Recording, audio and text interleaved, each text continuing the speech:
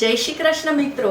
આજનું આ શિયાળા સ્પેશિયલ વસાણું એવું છે કે મોટા શું નાના પણ સામેથી માંગીને ખાશે. આમાં ગુંદ, ડ્રાય ફ્રૂટ્સ અને ઘણા બધા બીજા સુપર ફૂડ્સ પણ છે. આ બનાવવા માટે ખૂબ જ ઓછા ઘીની જરૂર પડે છે.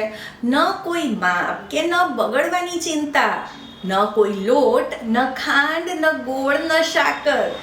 તો ચલો જલ્દીથી આજની આ રેસીપી શરૂ કરીએ. આજનું આ વસાણું ટેસ્ટી હોવાની સાથે સાથે ગુણકારી પણ ખૂબ જ છે. તો આમાં કઈ કઈ વસ્તુ ઉમેરવાથી કયા હેલ્થ બેનિફિટ્સ મળશે તે આપણે આ રેસીપી બનાવતા બનાવતા જ તેના વિશે વાતો કરશું. તો સૌથી પહેલાં કઢાઈમાં લઈ લઈશું 4 ચમચી ઘી. આ થીજેલું જ ઘી મેં લીધેલું છે. હવે શિયાળુ વસાણામાં ગુંદ ન હોય તો ભાઈ તે રેસીપી અધૂરી જ છે. તો અહીંયા 1/4 કપ બાવળનો ગુંદ લીધો છે. આ ગુંદ ન મળે તો તમે બીજો ગુંદ પણ વાપરી શકો છો. હવે આમાં હું થોડો ગુંદ એડ કરી અને આને તળી લઈશ. હવે તમને ખબર જ છે કે ગુંદ તો કમર અને સાંધાના દુખાવા માટે કેટલો ફાયદાકારક છે. તે તાકાત અને ગરમી આપવાની સાથે સાથે સ્ટ્રેસમાં, ડાયજેશનમાં, માઇગ્રેનમાં પણ ખૂબ જ ફાયદાકારક છે. તો અહીંયા હું આવી રીતે થોડો ગુંદ તળી રહી છું. તમે એકસાથે પણ નાખીને તળી શકો છો. ગુંદ તળીને નાખવાથી ખૂબ જ સરસ ટેસ્ટ આવે છે. હા, પણ આપણે એવી રીતે ઉમેરીશું ને કે કોઈને ખબર જ નહીં પડે કે આપણે આમાં ગુંદ એડ કર્યો છે. હવે આમાં એકદમ થોડુંક ઘી બચ્યું છે તો તે જ ઘીમાં 1/4 કપ બદામને કટ કરી લીધી છે મીડિયમ સાઇઝના પીસમાં. તો તેને પણ આપણે શેકી લઈશું.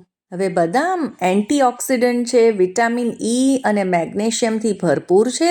સાથે જ બ્લડ શુગર અને કોલેસ્ટ્રોલ પણ મેન્ટેન રાખે છે. હવે 1/4 કપ કાજુને પણ કટ કરીને એડ કરી દઈશું અને તેને પણ શેકી લઈશું. હવે કાજુ ઇમ્યુનિટી બૂસ્ટર હોવાની સાથે સાથે બ્રેઇન, આંખ, હાડકાને મજબૂત કરે છે અને એનર્જી પણ આપે છે, એટલે કે તાકાત આપે છે. હવે ડ્રાય ફ્રૂટ્સને લગભગ 1-1.5 મિનિટ માટે જ શેકવાના છે, વધારે નહીં. હવે 2 મોટી ચમચી પમ્પકિન સીડ્સ એટલે કે કોળાના બીજ એડ કરીશું અને સાથે જ તેટલા જ સનફ્લાવર સીડ્સ એટલે કે સૂર્યમુખીના બી પણ એડ કરીશું. તેમાં પણ ફાઇબર, આયર્ન, મેગ્નેશિયમ, ઝિંક છે. રોગપ્રતિકારક શક્તિ વધારે છે અને શરદી અને ચેપથી પણ બચાવે છે. હવે જ્યાં સુધી સ્લો ફ્લેમ ઉપર શેકાય છે ત્યાં સુધી આપણે ગુંદને પણ આ રીતે ક્રશ કરી લઈશું. તો અહીંયા તો હું આ ખાખરા કે રોટલી શેકવા માટે જે વપરાય છે તે જ યુઝ કરી રહી છું. તમે વાટકીની મદદથી પણ ક્રશ કરી શકો છો. આ આસાનીથી ક્રશ થઈ જશે. અથવા તો મિક્સરનો પણ ઉપયોગ કરી શકો છો. તો બસ 1 મિનિટમાં જ આ ગુંદ આ રીતે ક્રશ થઈ જશે. હવે આ બધા ડ્રાય ફ્રૂટ્સ અને સીડ્સને શેકાતા અલગ સમય લાગે છે, એટલે જ આપણે એક પછી એક એ જ પ્રમાણે તેને એડ કર્યા છે.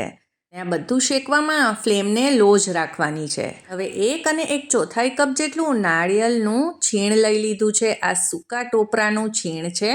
જો તૈયાર ન મળે તો આવી રીતે જે સૂકા ટોપરાના વાટકા આવે છે તેને આપણે મીડિયમ સાઇઝની ખમણીથી ખમણીને લઈ લેવાનું.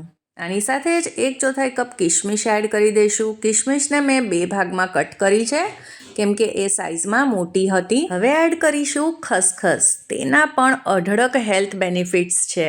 તે કેલ્શિયમ અને આયર્નનો ભંડાર છે અને જો બેચેની થતી હોય, અનિદ્રાનો પ્રોબ્લેમ હોય તો તેમાં ખૂબ જ ફાયદાકારક છે. હવે આ ત્રણેય વસ્તુને આપણે વધારે પડતું શેકવાની જરૂર નથી.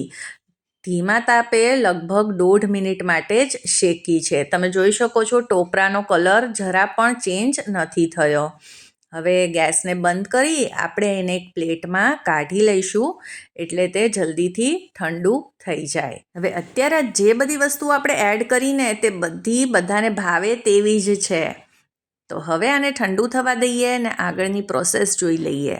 હવે એક કઢાઈમાં આપણે અડધી ચમચી ઘી લઈ લઈશું અને હવે આમાં આપણે એડ કરી દઈશું 300 ગ્રામ ખજૂર. આને મિક્સર જારમાં થોડીક ક્રશ કરી લીધી છે.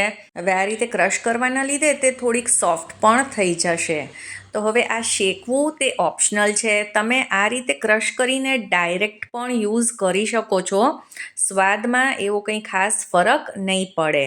પણ જો આને હલકું આપણે શેકી લઈશું તો ઉપર સરસ શાઇન આવી જશે અને થોડીક સોફ્ટ પણ થઈ જશે. પણ આપણે તેને મિક્સરમાં ક્રશ કરી હોવાથી આ રીતે એકસાથે તે આવી જશે. તો તમે જુઓ, પહેલાં કરતાં આ સોફ્ટ થઈ ગઈ છે, પણ આ રીતે એ ભેગી જ રહેશે. તો આ રીતે આપણે એને ઉપર નીચે કરતા દબાવતા જઈ અને શેકી લઈશું. તો જુઓ, આમાં થોડી શાઇન પણ આવી ગઈ છે. તો લગભગ 1.5 મિનિટ ધીમા તાપે આને શેકી છે. તો હવે આપણે આને કાઢી લઈશું. હવે ખજૂરને પણ એક પ્લેટમાં કાઢી અને એને 1 મિનિટ માટે ઠંડી થવા દઈશું, કેમ કે હવે આગળની પ્રોસેસ આપણે હાથેથી જ કરવાની છે.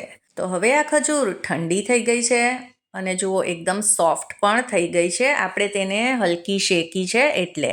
હવે ડ્રાય ફ્રૂટ, સીડ્સ બધું જે આપણે શેકીને રાખ્યું છે તે આમાં ઉમેરી દઈશું. સાથે જ આ ગુંદ પણ જે ક્રશ કરીને રાખ્યો તેને પણ એડ કરી દઈશું. તો આજના આ વસાણામાં આપણે કોઈ પણ જાતના બીજા કોઈ લોટનો ઉપયોગ નથી કર્યો અને આ બધી જ વસ્તુઓ વસાણા બનાવવામાં જ ઉપયોગમાં આવે છે. તો જો તમે આ વસાણાને દરરોજ શિયાળામાં ખાશો ને તો ભરપૂર તાકાત, ગરમી, શરદી, ખાંસી, ખારાશથી લડવાની શક્તિ મળશે અને આખું વરસ તમારું શરીર એકદમ જ નિરોગી રહેશે. તો ખજૂરને આપણે છૂટી પાડી દઈશું અને આ રીતે બધી જ વસ્તુઓને એકસાથે મિક્સ કરી લઈશું. આને જોતાં એવું લાગે કે આમાં બાઇન્ડિંગ નહીં આવે, પણ જ્યારે તમે આ રીતે હાથમાં થોડુંક મિક્સચર લઈ અને ગોળ ગોળ આ રીતે તેનો બોલ બનાવશો તે આસાનીથી બની જશે. અને જો તમારે આ વડીલો માટે કે પછી બહુ નાના બાળકો માટે તૈયાર કરવું હોય તો આપણે જે બધી વસ્તુઓ શેકીને તેને તમે મિક્સરમાં ક્રશ કરીને પછી પણ તૈયાર કરી શકો છો. સુપર ફૂડ્સનો ભંડાર આ ટેસ્ટી લાડુ દિવસભર તમને કામ કરવાની એનર્જી આપશે, ગરમાહટ આપશે. તો જો આજની આ રેસીપી તમને પસંદ આવી હોય તો તેને લાઈક કરજો, શેર કરજો અને ચેનલને સબસ્ક્રાઈબ.